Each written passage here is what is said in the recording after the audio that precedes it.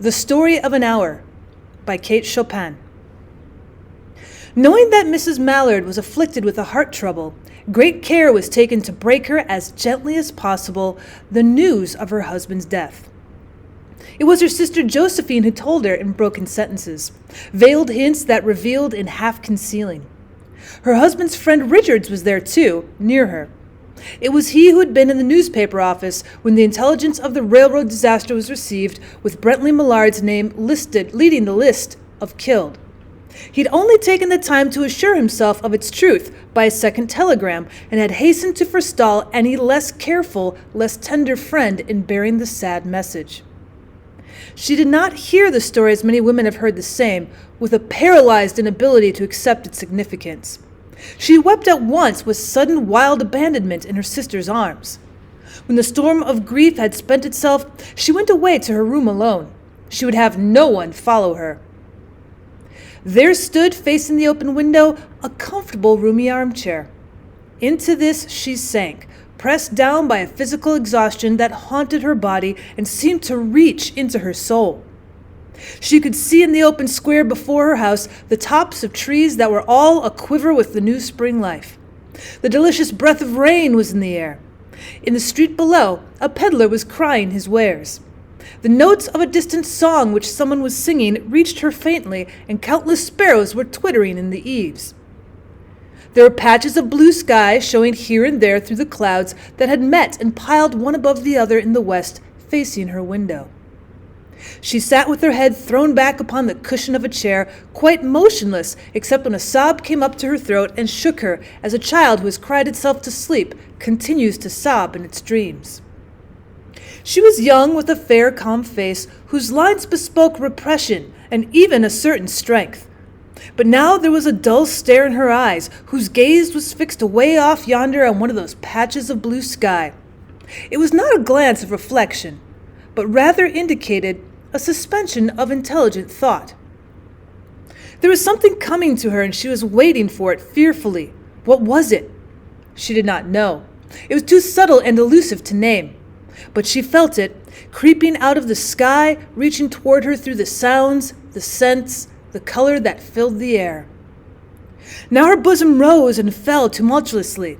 She was beginning to recognize this thing that was approaching to possess her, and she was striving to beat it back with her will, as powerless as her two white, slender hands would have been.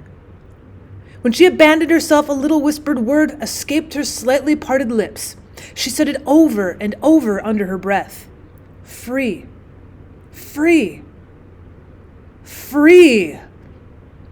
The vacant stare and the look of terror that had followed it went from her eyes. They stayed keen and bright. Her pulses beat fast, and the coursing blood warmed and relaxed every inch of her body. She had not stopped to ask if it were or were not a monstrous joy that held her. A clear and exalted perception enabled her to dismiss the suggestion as trivial. She knew that she would weep again when she saw the kind, tender hands folded in death, the face that had never looked save with love upon her, fixed and gray and dead. But she saw beyond that bitter moment a long procession of years to come that would belong to her absolutely, and she opened and spread her arms out to them in welcome. There would be no one to live for during those coming years. She would live for herself. There would be no powerful will bending hers in that blind persistence with which men and women believe they have a right to impose a private will upon a fellow creature. A kind intention, or a cruel intention, made the act seem no less a crime as she looked upon it in that brief moment of illumination. And yet she'd loved him. Sometimes. Often she had not. What did it matter? What could love, the unsolved mystery, count for in face of this possession of self-assertion which she suddenly recognized as the strongest impulse of her being? Free. Body and soul free, she kept whispering. Josephine was kneeling before the closed door with her lips to the keyhole, imploring for admission. Louise, open the door. I beg, open the door. You will make yourself ill. What are you doing, Louise? For heaven's sake, open the door. Go away. I am not making myself ill. No, she was drinking in a very elixir of life through that open window. Her fancy was running riot along those days ahead of her. Spring days and summer days and all sorts of days that would be her own. She breathed a quick prayer that life might be long. It was only yesterday she had thought with a shudder that life might be long.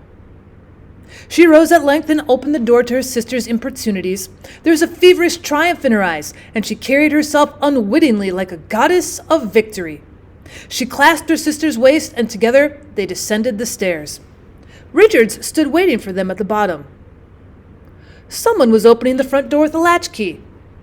It was Bentley Millard who entered, a little travel-stained, composedly carrying his gripsack and umbrella.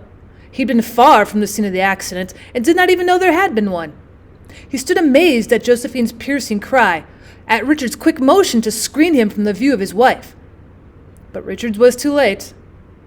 When the doctors came, they said she had died of heart disease, of joy that kills.